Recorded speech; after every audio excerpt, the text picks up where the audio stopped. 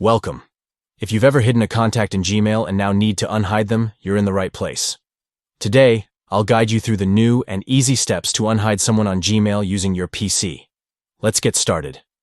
First, open your web browser and head over to gmail.com. Log into your account if you haven't already. Once you're in, take a look at the top right corner of your screen. You'll see your profile photo there. Next, click on the 9 dots, often referred to as the Google Apps icon, right next to your profile picture. This will bring up a menu with various Google services. From this menu, choose Contacts. This is where all your saved contacts are stored, including the ones you've hidden.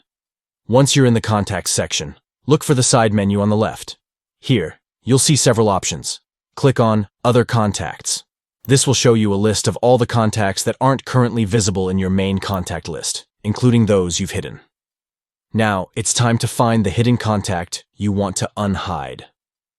Scroll through the list or use the search bar at the top if you remember their name or email address. Once you locate the contact, click on their name to open their details. Finally, to unhide the contact, look for the Save Contact button. Click it, and voila!